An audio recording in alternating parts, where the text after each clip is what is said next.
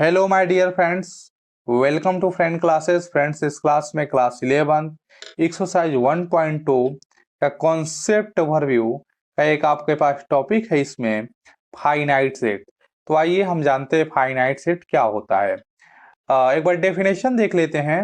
कह रहा है कि an empty set or a non empty set. ठीक है friends, in which the process of containing of element surely comes to an end is called a finite set।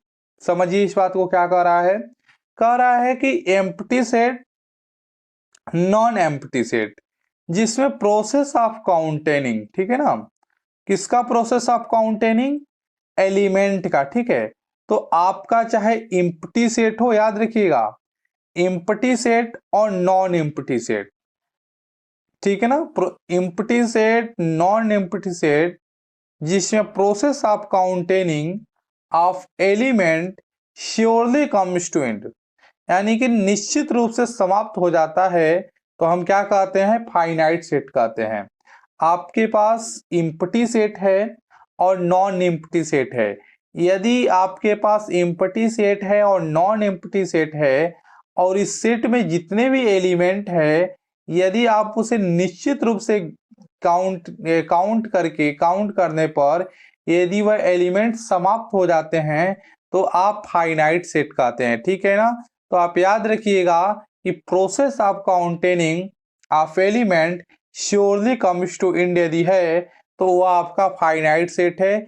याद रखिए, फिर से हम आपको बता रहे हैं कि एम्प्टी सेट को भी आप फाइनाइट सेट कहते हैं। पहले तो याद रख लीजिए, एम्प्टी सेट क्या होता है? जिसमें आपके पास कोई भी एलिमेंट नहीं होता है।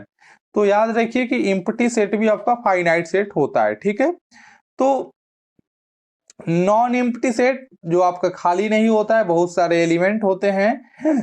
तो कह रहा है कि जो एम्प्टी सेट है या नॉन एम्प्टी सेट, यदि इसमें तो एलिमेंट होता नहीं है, तो यदि इस सेट में एलिमेंट हैं, ठीक है ना, जितने भी एलिमेंट हैं, यदि इसका आप काउंटिंग कर रहे हैं इस सेट के एलिमेंट का, और काउंटिंग करने पर वह एलिमेंट निश्चित रूप से समाप्त हो जा रहे हैं, तो उसे आप फाइनाइट सेट कहते हैं। तो आप याद रखिएगा कि process of counting of element यदि श्योरली कम्स टू एंड हो रहा है तो उसे हम फाइनाइट सेट कहते हैं। आइए देखिए सेकंड पॉइंट पे क्या लिखा है। कह रहा है कि the number of distinct element containing in a finite set. तो ये डिस्टिंक्ट एलिमेंट क्या है? डिस्टिंक्ट एलिमेंट क्या है? तो देखिए, डिस्टिंक्ट एलिमेंट जो है ये क्या है आपका? डिस्टिंक्ट मिस हो जाएगा डिफरेंट एलिमेंट।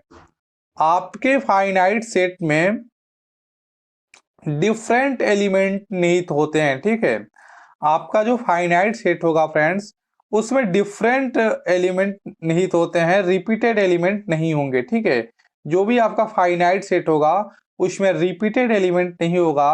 वो यह बता रहा है ना कि डिस्टिंक्ट एलिमेंट, उसमें आपका डिफरेंट एलिमेंट निहित होता है। ठीक है, और A is denoted by number of element A. यदि कोई सेट है, उसमें यदि आपके पास कोई सेट है, या इस सेट सपोर्टेड हमारे पास एक सेट है और इसमें एलिमेंट है 1 2 3, तो हमको फाइनाइट सेट में हम इसे किस तरीके से लिखेंगे?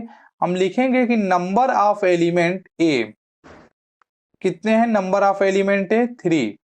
नंबर ऑफ एलिमेंट ए क्या है? आपका सेट है और इसमें 3 एलिमेंट है।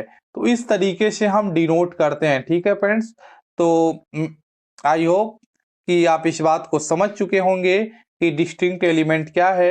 डिस्टिंक्ट एलिमेंट ये कह रहा है कि आपका जो फाइनाइट सेट होता है उसमें सिर्फ डिस्टिंक्ट एलिमेंट ही निहित होते हैं। डिस्टिंक्ट एलिमेंट के निहित होने का तात्पर्य यह है कि वह डिफरेंट एलिमेंट होते हैं, रिपीटेड एलिमेंट नहीं होते हैं।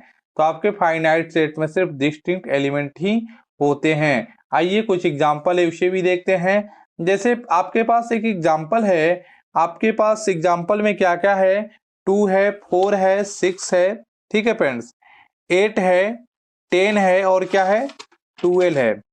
तो ये जितने भी आपके पास एलिमेंट है क्या है? एक सेट है। अब बताइए, क्या ये सेट में जितने भी एलिमेंट है, process of counting of element surely comes to end हो रहा है कि नहीं हो रहा है? क्या इस एलिमेंट को यदि आप काउंट करेंगे तो क्या श्योरली कम्स टू एंड हो जाएगा कि नहीं हो जाएगा? निश्चित रूप से समाप्त हो जाएगा कि नहीं हो जाएगा? डेफिनेटली समाप्त हो जाएगा। गिन लीजिए कितने एलिमेंट है, 1 2 3 4 5 6। तो आप क्या लिखेंगे? आप लिखेंगे कि नंबर ऑफ एलिमेंट ए कितने हैं? 6 हैं। तो आप लिख देंगे कि नंबर ऑफ एलिमेंट कितने हैं? 6 हैं। और आप कहेंगे कि then A is clearly a finite set. ठीक है ना? A is clearly A is clearly a finite set. ठीक है, तो आप इस तरीके से आप समझ गए होंगे। आइए हमारे पास और भी एग्जाम्पल है, उसको भी देखते हैं। जैसे आपके पास ए एग्जाम्पल है, आपके पास एक सेट है B, set of all letters in English alphabet. अब आप बताइए कि आपके पास जो इंग्लिश अल्फाबेट है और उसके सभी उस अल्फाबेट में जो सभी लेटर होते हैं, क्या वो आपके सभी letter process of counting of element surely comes to end होगा कि नहीं होगा? क्या आपके सभी एलिमेंट को हम काउंट करेंगे तो निश्चित रूप से वो समाप्त हो जाएगा कि नहीं हो जाएगा? बिल्कुल हो जाएगा। तो आप क्या कहेंगे, कितने होते हैं आपके अल्फाबेट?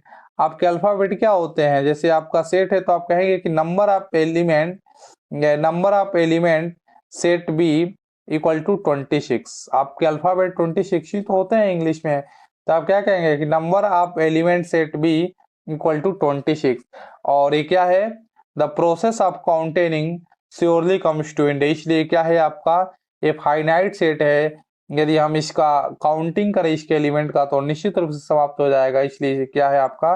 फाइनाइट सेट है। जैसे ये भी है आपका एग्जाम्पल है, इसको भी ले लीजिए। आपका एक सेट है सी, और ये क्या कर रहा है कि the set of X such that X belong to Z. Z क्या है आपका? जेड आपका इंटीजर है। And X square minus 36 equal to 0। तो इसको आप सॉल्व करेंगे तो क्या होगा? एक्स माइनस 3 और एक्स प्लस 3। ठीक है, तो आपको क्या हो जाएगा? 0। एक्स इक्वल टू 3 और एक्स इक्वल टू माइनस 3। तो आपके इस सेट में कितने एलिमेंट मिल गए? तो आपके इस सेट में एलिमेंट मिल गए 3 और -3। अब आप बताइए कि ये जो 3 और -3 है, क्या ये 3 और -3 को प्रोसेस ऑफ काउंटेनिंग करें इस एलिमेंट का, ऑफ एलिमेंट का, तो श्योरली कम्स टू एंड होगा कि नहीं होगा? डेफिनेटली हो जाएगा। क्योंकि देखिए एलिमेंट कितने हैं? 1 और 2। तो आप क्या लिखेंगे? आप लिखेंगे कि नंबर ऑफ एलिमेंट सेट सी कितने हैं?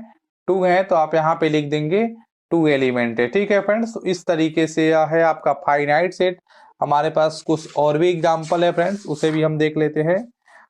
जैसे फ्रेंड्स ये आपके पास एग्जाम्पल है, तो ये देखिए जैसे कह रहा है कि the set of all persons on earth is a finite set. आपको बताना है कि इस पृथ्वी पर जितने भी लोग हैं, क्या वो आपका फाइनाइट सेट है कि नहीं? तो जब भी आपसे पूछा जाए कि कोई सेट फाइनाइट सेट है कि नहीं, आप तुरंत ये देखेंगे कि क्या process of counting surely comes to end हो रहा है कि नहीं हो रहा है। तो क्या आपके अर्थ पे जितने भी लोग हैं, क्या उसकी आप काउंट कर सकते हैं कि नहीं कर सकते हैं? आप कहेंगे नहीं कर सकते हैं, लेकिन देखिए कर सकते हैं। कैसे?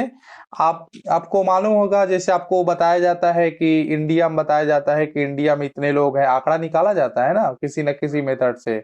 आपको बताया जाता है कि इस कंट्री में इतने लोग हैं, यानी कि कहीं ना कहीं उसका आंकड़ा निकाला जाता है।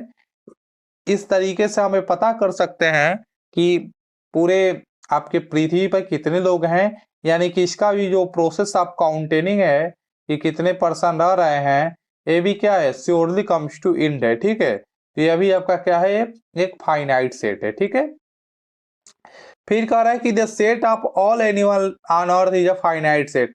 ये पृथ्वी पर जितने भी एनिमल है वो आपका, उसका सेट आपका फाइनाइट सेट है कि नहीं? बिल्कुल आपका फाइनाइट सेट है, क्योंकि जो भी एनिमल्स है आपके पृथ्वी पर, इसको ही प्रोसेस आप काउंटेनिंग करें तो श्योरली ये भी क्या हो जाएगा, कम स्टूडेंट हो जाएगा, ये भी निश्चित रूप से क्या हो जाएगा, समाप्त हो जाएगा यदि हम काउंटेनिंग करें तो क्योंकि इसका भी आपको आंकड़ा निकाला ही जाता है, जैसे आपको बताया जाता है कि आपके इस कंट्री में क्या है, इतने एनिमल्स हैं, इस प्रजाति के हैं। हाँ, जैसे आपको बताया जाता है ना कि कंगारू विलुप्त हो रहा है या ये जानवर बढ़ रहे हैं, तो सब कैसे पता मिलता आपको मिलता है, वो आपका आंकड़ा निकाला जाता है। ठीक है, तो इस तरीके से यह भी आप काउंट कर सकते हैं फ्रेंड्स। तो इसे आप क्या बोलते हैं, फाइनाइट सेट बोलते हैं। तो बस आपको इतना ही याद रखना है कि प्रोसेस ऑफ काउंटिंग यदि श्योरली कम्स टू एंड हो रहा है तो आपका फाइनाइट सेट है। फ्रेंड्स, अब हम अगले लेक्चर में मिलेंगे। So till then keep practising and take care.